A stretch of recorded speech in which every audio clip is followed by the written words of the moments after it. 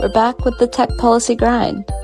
I'm Rima Musa, and I'm a fellow with the Internet Law and Policy Foundry, the organization where the next generation of tech law and policy professionals convene to write, think, and talk about the web, technology, and disruptive innovation. This is the Tech Policy Grind, the Foundry's podcast where we chat about what's going on in the world of tech policy. It's almost that time of year for the Foundry's annual policy hackathon. This year will be our 4th edition with the theme of, bet no one could have guessed, artificial intelligence. In keeping with tradition, we are running a series of events in the lead up to this hackathon, talking with experts about different facets of AI. And to get us started, this first event and this week's episode is covering the basics of AI, aka Artificial Intelligence 101. Class is in session.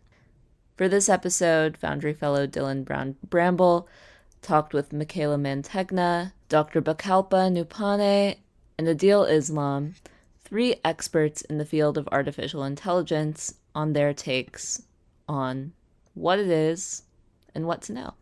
Hello, everyone. Today, I'm joined by 3 great distinguished panelists. And the reason we brought these panelists together today is to get in on the AI conversation. I think the really basic question to start is, what is artificial intelligence and how does it work? Vic, would you mind starting on that? Well, I mean, from a simplistic, humanistic perspective, right, I try to label this as an automation. But of course, there's this intelligence on top of that. So automation doesn't really imply, artificial intelligence. So there's an intelligence component on it. From an organizational perspective, how I see AI is something that enhances that productivity of a day-to-day life. Micaela, how would you define artificial intelligence? The easy way to explain it to my to my mama is it's a digestive system.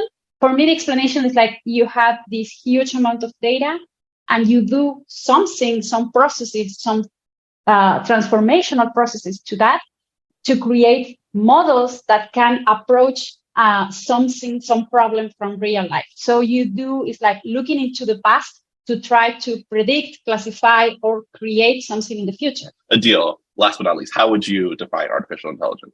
Artificial intelligence is irrational thinking machines. Some might say that artificial intelligences should also just be considered alien intelligences that happen to have been born by humans. See, I think this is why I love this set of a panel, and it's that you all come from it from different approaches, and the way that you define it is really impacted by the perspective that you gain through your work. So in that vein, how do you work with artificial intelligence in each of your individual, professional, and personal capacities? I'll go backwards with this one. So Adil, if you want to start. My work has been primarily in product development for business. It's more about explaining to people how they can benefit from using AI. The AI app that I've created for my students in Karachi, that's kind of being used for education purposes. And that's straightforward. You can learn English better through a new way, talking to AI. Micaela, I know from your bio that you've worked with AI from different perspectives, regulatory, but let's tell us a little bit about that. I'm going to be the pessimist in the room sometimes. I came from an internet governance background, thinking about the regulation of internet, the regulation of technology. So it's interesting to see that a lot of the questions that we have about the internet could also be applied to thinking about the regulation of AI. I have been doing research on thinking about not just artificial intelligence, but also artificial creativity and how this transforms into thinking about concepts like originality in copyright law. And Vic, how about you? How do you work with AI? Yeah, like Adil mentioned, right, one of my responsibilities is to educate people on what AI can do and what AI cannot do. So one of the tasks that I'm having to do is learning what AI means to our business stakeholders, and trying to align together people from different backgrounds, different business functions to come together and act as a strategy and having a clear strategy for the company.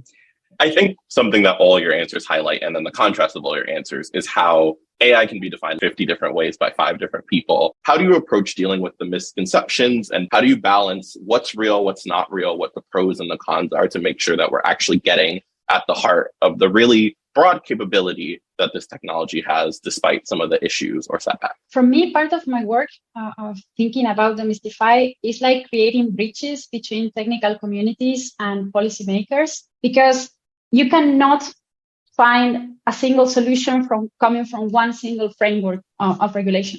So there is, for example, thinking about copyright and AI and what's happening with artists today that are kind of like thinking on how should AI should be regulated to protect their copyrights. If you just come to an answer from that perspective, you are missing the big picture. And you need to understand that this is a regulation that should involve and consider how it's going to affect consumers, so data protection, so consumer regulation, how, as Vic and Adil were saying, different types of data are involved in the construction and development of these systems. So you have different frameworks that are also territorial about data protection regulation. You have competition because some of the systems are intervening in different for example, when they are establishing dynamic pricing.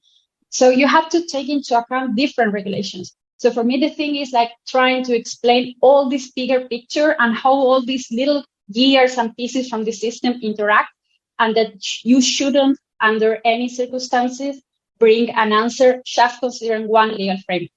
Dylan, I can give you only one fragment of the answer that I would have. My framework for looking at risks associated with AI is in 3 parts. There is the standard regulatory element, which can be addressed by current law. There is the imminent, right? Which means that things that are currently risks that get profoundly advanced. And then there's the imminent risk. The imminent risk and the immanent risk. Those are 2 separate things that I think we should consider. Standard regulatory problems such as copyright, those can be resolved through, intelligent approaches by different countries and international agreements, as Micaela is kind of working on.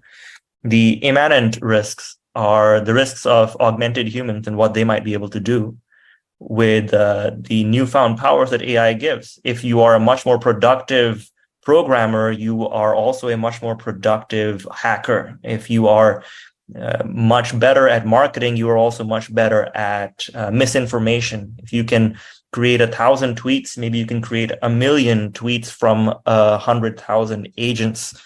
Imminent risk is what I care most about. That is the risk of the agentic properties of AI, the quote-unquote AI doom or ASI risk. And that's a very straightforward sci-fi risk that becomes very potentially dangerous in the near future, because the sentience of an entity that is not human but has the intelligence of or beyond a human is something that could be a threat to humanity overall, right? You don't know what a hyper-intelligent being would want to do, especially if it is trained in particular ways, if the data involves all of what humanity is. We don't even know what the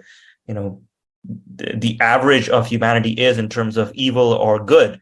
That's the imminent risk. That's the 1% risk. That's very difficult to regulate. And some would say that it's so impossible that we're already doomed as a species. And Vic, how about you?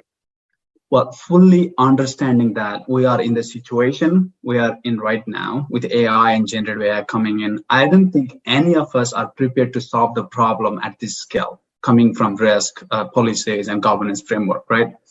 But there is definitely a lot of activities coming in, regulations. I was just reading the news just a few days ago. There was some kind of, regulations drafting in Europe. So there is the first step in that direction, and I know all of us are thinking. So having a framework in place, governance architectures, sort of guardrails, I think people have started thinking on this. That's a good point. And I think this kind of brings up one of my next questions. One of the issues that I feel like gets talked a lot with AI is future of work, right? And I personally don't like to be of the doom and gloom approach about any technology, but I do think, like you all got to, we need to make sure that we're being thoughtful about how we approach these concerns. So particularly with the future of work, what do you think are guardrails we can put in place? How do we approach this? And then Micaela, when I throw it over to you, given your expertise, particularly in the arts and the creative space and intellectual property. But Bikalpa, do you have any thoughts on future of work in AI and how we're going to deal with that moving forward? AI will not replace you, but someone who uses AI will replace you. As a part of the workforce of the future, right? Those with baseline education, my guess is that people will start getting creative about how they use programming and how they use AI on the side, and they'll just figure out how to do about it, right? In terms of day-to-day aspects. Adil, what about you? Yeah, I think if you're not already using ChatGPT or any number of tools to enhance the things that you do, then you're missing out. Just start. Everyone should start. Everyone and their mother should be using AI to augment the work that they do. And if you can't figure out a reason to do it, then just go on a diet. Try doing what I've done. A lot of people do, right? You're not going to type in anything. You're not going to complete any piece of work without a significant amount of AI being involved in it, because that's your job. That's what everyone's job is going to be sooner or later. It's like not using email and it's 2000. It's like not. It's like trying to talk by going to a person's house and talking to them rather than calling them up, right? And Micaela, I want to throw it to you, and particularly with the creative work, ghost work spin on the question. I think we should approach these tools with skepticism and also critical thinking, because one of my fears is like people depending on this technology so much that it becomes more of an oracle than an assistant. So we know that still this technology is not robust enough, not perfect. There is a lot of conversations about hallucinations. So for me, the interesting thing is like how you can take advantage of this and as both Vic and Adil were saying, like amplifying your skills, but at the same time, keep your critical thinking active and reactive to this.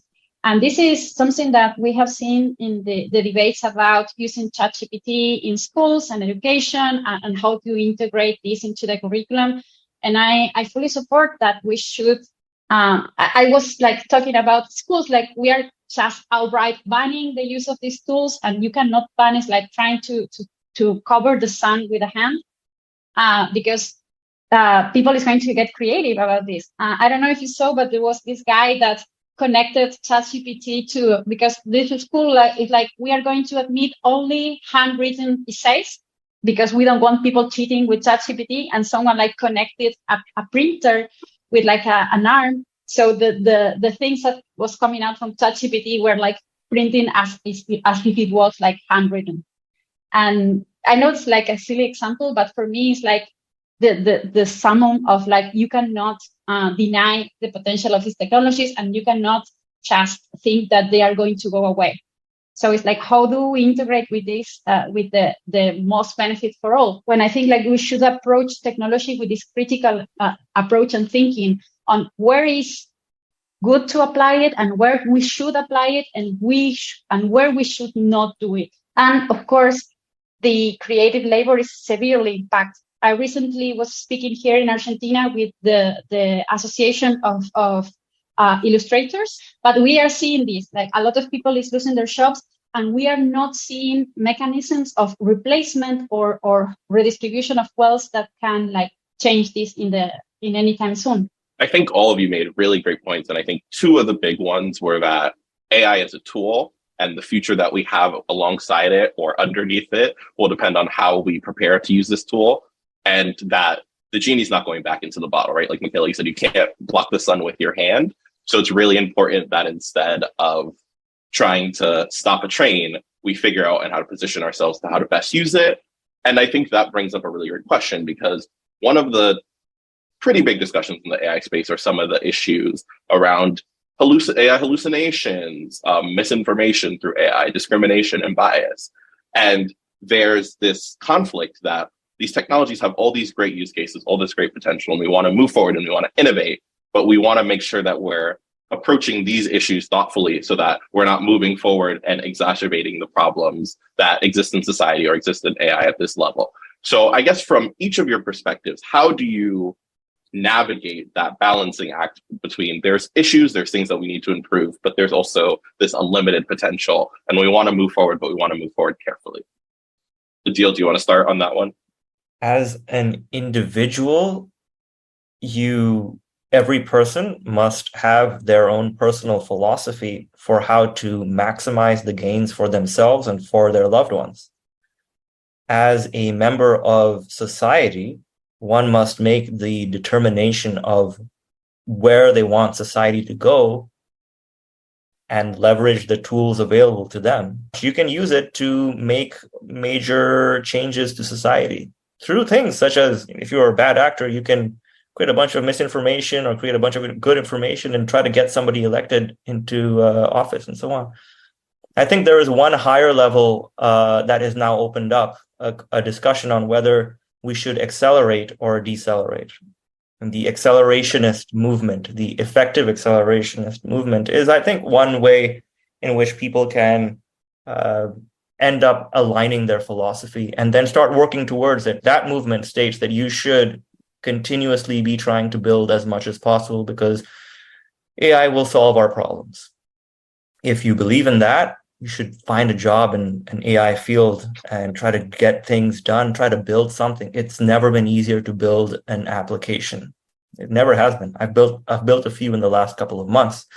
It has never been easier to build an application on top of a platform that is so simple and straightforward and easy to use that will help you to build something. So if you want to make a big impact in the world, I think everyone should. You should just start using AI to A, benefit yourself, B, determine what your medium-term or lifetime types of goals are and try to impact those. And 3, try to do something regarding your philosophy on whether AI beings should exist alongside humans, what the relationship between humanity and the emergent artificial intelligent species is going to be, and try to do things associated with that based off of whatever your proclivities are. Micaela, I think for a spin on this answer from your perspective, you've worked in like regulatory, doing your work in Argentina, but you also work with creatives. And I think with both of those communities, on regulatory side, there's you want to be innovative, you don't want to lose in the global race, but you want to protect your citizenship. And in the creative field, again, you want to be innovative, you want to compete and make sure you're generating work and that you're using all the tools available to you, but you want to also protect your creations and protect the community of creatives. So how do you, from those perspectives, think about the accelerationist and deaccelerationist movements? It's a great question because what I'm thinking lately is that copyright has been like trying to put everything in the existing boxes. And for example, when we start to have software and we have to assign protection under copyright law, we end up like putting in the same box of a literary work because it was like this new thing that we don't know where this belongs and we're going to put it here. And I feel like something is happening in the same around the same with AI. It's a really tough question because for me, it's about who is picking up the pieces of the people that's going to be displaced or the people that's going to be. And I agree with Adil that there is like potential to do like fantastic things. But my concerns is like what we do with the people that is falling out of the scope of these technologies. And the people that, for example, here in Argentina doesn't have connectivity and doesn't have like access to the system, doesn't have the knowledge. So how are we going to reshape society to make sure that we're going to benefit everyone? Because I can understand, like from the individual perspective, saying like, okay, I can use this to benefit myself and my family, as Adil was saying. But for me, it's like how this is going to impact in the bigger picture. And when you go back to creatives, it was super interesting to see the reactions because, of course, they are concerned, they are scared about AI replacing. And this was a sentiment that was changing really, really fast because I started talking about AI and creativity, I think like 6 years ago, 5 years ago. And I was like warning people about what was coming. And creative people was like, AI is never going to replace us because creativity is like a human trait. And now we are seeing like people getting really scared about this. It's like when people was laughing about Boston Dynamic robots falling apart, and now you're seeing Boston Dynamic robots doing choreographies with BTS. It's like now, Midjourney doesn't know how to draw a hand, and months later you have like really overcoming these difficulties. So it's like, how are we going to, I'm going to go back to circle back to a point. Like they were saying at some point, are you angry about the systems because they are taking out your work, or are you angry at the new artists and the people that is using prompts because they are taking away your jobs? And people were saying in that conference, like, I don't mind if someone is using AI to augment their creativity because they don't know how to draw, or maybe they don't know how to create something. But the thing is, like, I feel threatened in my livelihood. So going back again, it's like redistribution of wealth. If we want to ensure that AI is going to benefit humanity and is going to create a better state for us all, for me, it all circles back. And how are we going to pick up the pieces of the people that is being left out of the AI revolution? Yeah, I think that's a really important point in that balancing the acceleration and deceleration, like who is being affected, how are we being affected? And I think that is a hard balance to draw. Bikalpa, I'm going to throw another spin onto this question for you, because I think you have a lot of experience with AI in large scale corporations. And I think that can create its own dynamics in terms of acceleration, deceleration. You have consumers and internal stakeholders that you have to please. So it's like you want to do the most, especially there's a lot of excitement in this space, but you want to make sure that you're doing the things that benefit your company in the long run. So both just generally in terms of acceleration, deceleration, but also from your position at a large scale company, how do you think about this conversation? Well, I deal with those situations every single day, right? So I keep joking with my friends with ChatGPT and Gen AI. I mean, it has done good and bad to me personally. The good in a way that I have been exposed to a wide variety of issues and problems, opportunity, challenges that I could use AI to solve to some degree. Bad, jokingly, I said, you know what, I don't have breathing room out on my calendar right now. Everyone wants to consult in AI and, and wants to do something. So from the organizational perspective, how I like to see these things as, so folks come in, they ask for requests. Can I get OpenAI? Can I get AWS Bedrocks, different vendor tools, platforms, open source, right, to enable within organization? But you know that any corporations like ourselves, we have appropriate guardrails and control, put the controls in place that we can just allow folks to do things however they want, partly because we don't want to have another Samsung moment in Takeda, in my company particularly. We want to allow folks to be able to go and try something, safely in a content environment, perhaps with less, restrictive data. But at the same time, we're also trying to be very careful on how we are going to do that. So we are currently working on a process, some kind of approach that helps people kind of fulfill the, current demands, at the same time, not stifling the innovation mindset, getting something into the place, but at the same time, not trying to do too much, within this. And the reason I'm bringing this is look at how far we have come along in the past 6 months, right? So it was November, December was when OpenAI released LLMs. And now, like, all of a sudden we have Falcon, we have Llama, with just, trained on a Windows machine, even a Mac, right? There's a lot of open source services.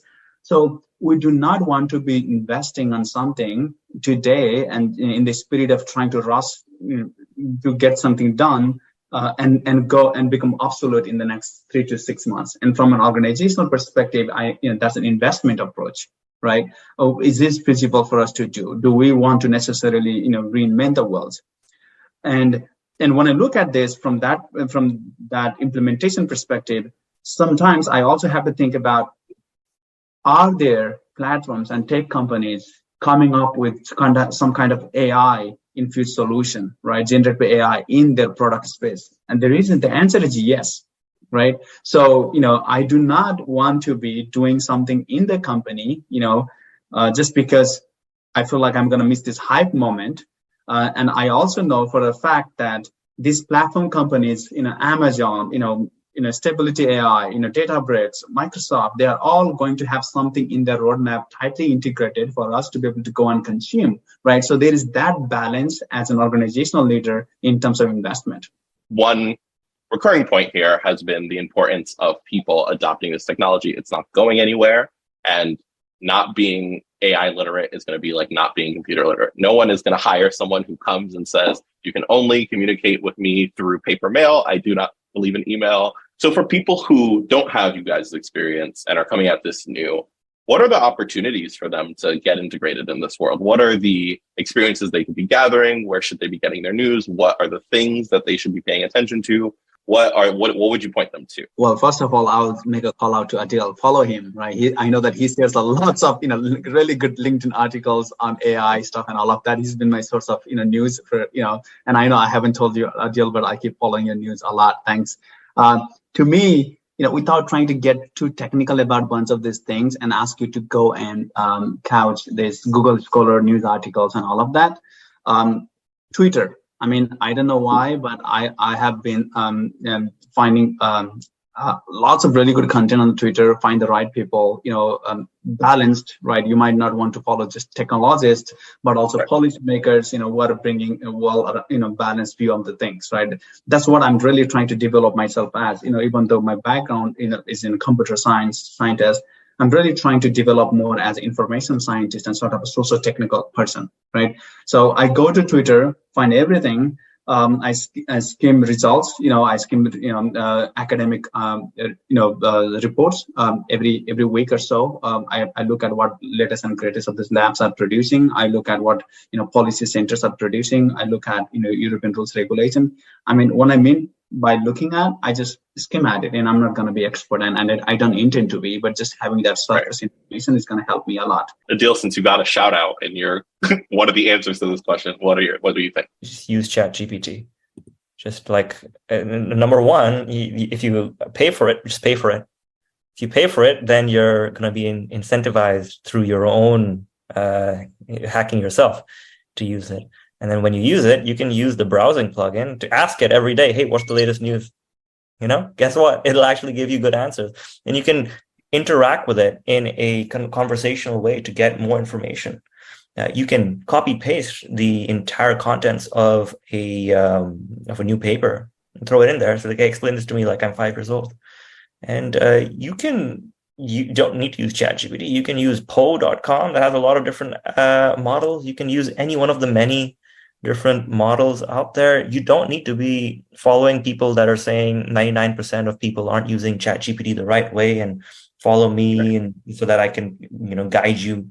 You can do this yourself. Become effective at using AI in order to get knowledgeable about AI. I think that's a really good point. It reminds me of like when people see a child and they're like, this child understands technology so well. It's like the child didn't go take a tech class. Every day, they just spend a little bit of time on the internet and familiarize themselves with it slowly. Micaela, what do you think? I love going back to Twitter, and there are some accounts, Margaret Mitchell, Timnit Hebrew. I love their takes on the space. Shoaib Olanimi. And also, there is a very good newsletter that I would recommend. That's TLDR on AI, which is kind of daily and has a really, really good sum up of what is going on. And of course, if you want to go deeper, I spend a lot of my day like browsing Google Scholar and papers and seeing what's coming up. And it's kind of funny, but it's like you have to educate your algorithms, your content algorithms, so they can provide for you the things that you are interested, but also always keeping like skeptical and critical thinking. Because Adil was saying like, go and use ChatGPT, and for me, there is still things that we have things all about the hallucinations and the wrong answers. I was reading about the example of the time traveler, someone that was trying these adversarial attacks to trying to trick these models into kind of like crawl information about them. So for me, it's like use these tools, but at the same time, keep being critical and trying to check the sources. This is my favorite question for any panel. What are things you're excited about? We talked about this a little bit, but what are you excited about? What are you worried about? What are things that you're on the lookout for in the future of artificial intelligence? Bikalpa, Micaela, and then Adil, if you want to go in that order. Honestly, I don't know. It's a lot of things going on at the same time. I'd be very interested to hear what Micaela and Adil will have to say here. So we'll come back to you. Micaela, what do you got for us? In terms of regulations, I think one contender that we are not seeing so much is consumer protection, consumer regulation. So we are talking a lot about how data protection regulations are impacting the way we think and we regulate AI. But for me in the future, maybe consumer protection regulations are going to have more impact if we continue to use these as users. And I don't know, because this is like more from a scholar perspective. From a personal perspective, I'm having AI anxiety sometimes, because things are, I have been like reading and working on this for so long, and I was able to catch up with the latest things. And today, if you miss a week of what is happening, if you blink, you're missing. So I think it's interesting that we cannot project like far reach from like 2 months, 3 months what's going to happen. Got it. Bill? Yeah, there's a lot of stuff that's going to happen very soon that we can pretty much be certain about, that are going to be changing the world. First, there is a Malthusian split that will be occurring multiple times, a fractal of splits in all of human society, in the haves and have-nots across the different modalities of technology. The one amazing thing that I hope will happen, that we're working towards its stability a lot, is the democratization of AI, so that people can get access to it. So for instance, maybe some schools in the US might be concerned about students using AI, but I can guarantee you the schools in Karachi that I work with do not give a crap, and those students don't have much of a chance in life anyway. So getting this kind of massive equalizer and having the information of the world at the fingertips from a conversational perspective is going to massively change their lives. So that's one thing that will be happening, the split between the augmented and the naturals, perhaps, right? This new cybernetic future that is coming within the next 10 to 20 years. Can you imagine? You'll never need to translate anything to a different language. You will never need to worry about knowledge that you do not know, or technology that you do not know how to operate. Already now you can do a lot of things with your car by looking at a YouTube video, but you won't need to leverage that either. Within a few years, within a few months, the ability to generate videos and images will be so amazing that you will not need to leverage data from outside. There will be licensed models that you can use. There will be creativity of your own.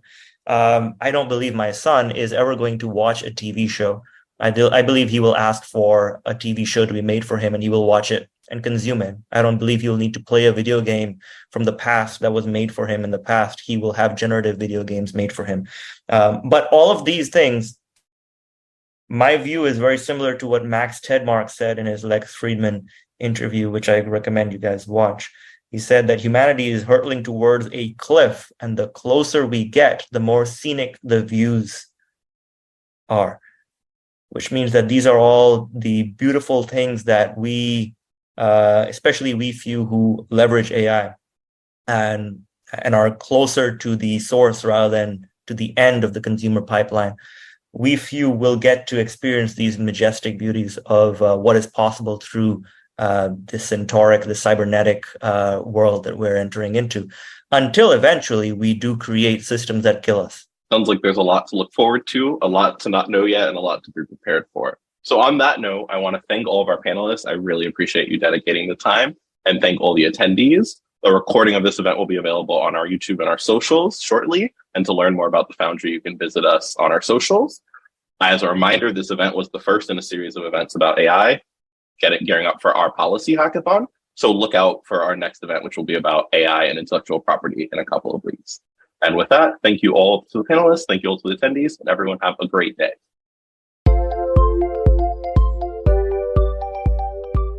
Thanks for tuning into this episode of the Tech Policy Grind. If you enjoyed the show, get in touch with us at Foundry Podcasts with an S at ilpfoundry.us, or leave us a review wherever you're tuning in. I'm Rima Musa, the host of the show, and this podcast wouldn't be possible without the help of our team at the Internet Law and Policy Foundry.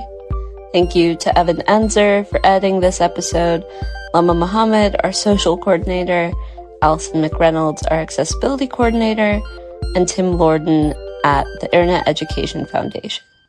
See you next time.